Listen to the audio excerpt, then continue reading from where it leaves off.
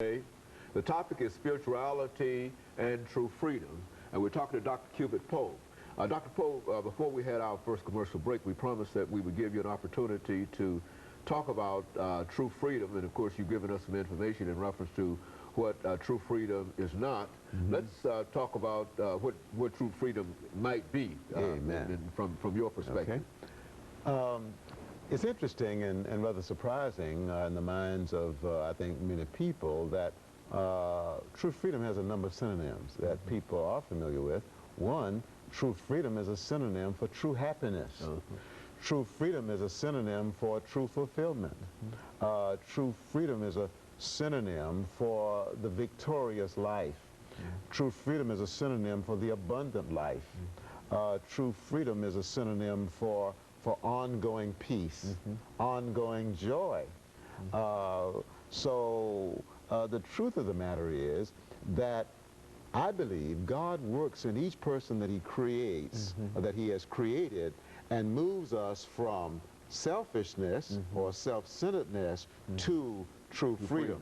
And when we arrive at true freedom, and I believe it's a gift, okay, which is a byproduct of God's grace, his mercy, his love, related to our obedience. When we get there, then we discover that we have received true happiness, true fulfillment, true joy, true peace, and the abundant life. And it really doesn't matter what our economic status is when we arrive there, and we're always moving toward that if we are in search of this true freedom. Would that be a correct? Absolutely. It is not an economic matter.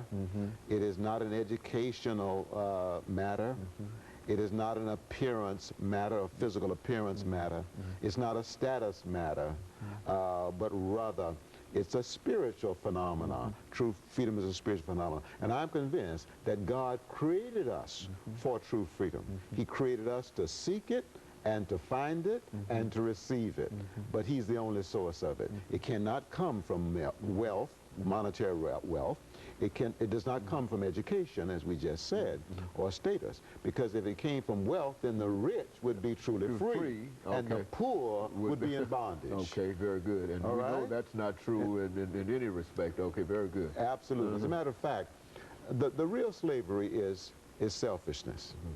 Real slavery is a byproduct of selfishness. And of course, we know that there's physical slavery, okay?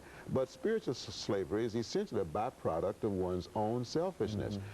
Unfortunately, too many people are driven by the desire to please themselves. Okay, that's where you talk about selfishness. Yes, that's selfishness, and that's self-centeredness. If I'm driven daily, if my purpose in life is to please me, to advance me, to do for me, to satisfy me, all right? That's a me-centered perspective. That's a me-centered or a self-centered life, right? Very good. We've discovered that people who are giving, people who are altruistic, people who do for others are healthier physically, psychologically, socially, and spiritually, okay? God has created us such that you cannot be selfish and happy at the same time. Okay, very good. That is truly happy now, all right? You cannot be selfish and know true freedom, all right? True freedom is the other side of selfishness. Selfishness is the other side of true freedom. And so you can move out of selfishness by moving toward true freedom. Yes. But if you continue to remain in selfishness, you will never be able to achieve what you're now describing as true freedom, and that is, in a real sense, pleasing God. Absolutely. Because God is not pleased with our self-centeredness and our selfishness. Is that? Absolutely. What pleases God, I'm glad you raised that question or made that comment. What pleases God is our unselfishness. It is our giving to others. It's our helping others. It's our saying no to ourselves in order to say yes to what God wants us to do. The example, Mother Teresa, very self-giving. Mahatma Gandhi, very self-giving.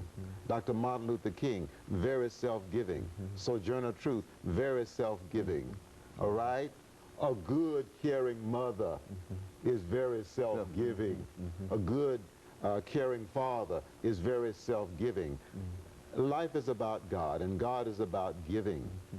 And any time that you put yourself I mean, put others in front of yourself, that's self-giving. Is that? That's self-giving. Whenever you can, and whenever you try to relieve the pain, the stress, the discomfort of another person, whenever you're willing to say no to what you want in order to say yes to helping someone else satisfy their needs, then you are self-giving. Then you are worshiping God, because worship really is caring for other people. Imagine now, here's someone who's in a city away from home. They've got a good job, living in a nice home. The mother gets sick, all right? Okay. And so there's a conflict between, should I stay and hire somebody to take care of her, or should I return home and give her the kind of care that she needs, okay? Self-giving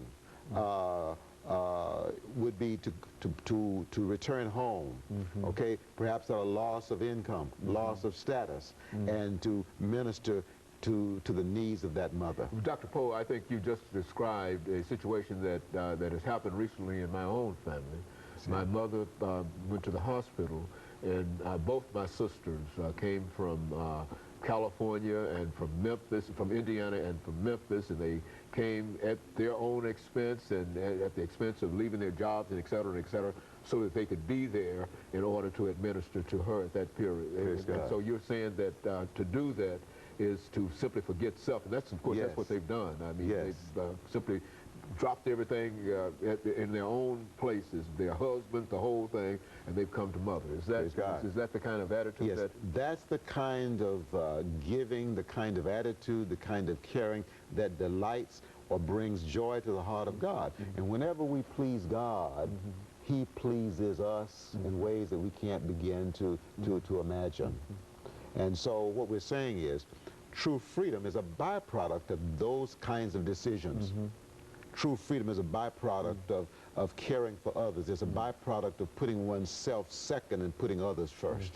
That's what we're saying. That's the source of true freedom. True freedom comes as a result of that kind of focus. And there's also, would you say that there's also something mentally and emotionally that you feel once you make those kinds of commitments? Is that true? Absolutely. We can see it in a very simple act. When I do something that helps you or helps someone else, I feel within my spirit good. Is that right? I think a lot of people experience that without understanding exactly why they so feel. And of course, Dr. Poe, let us stop this commercial break, and then we'll pick up, and we'll be back with our audience following this very, very short commercial break.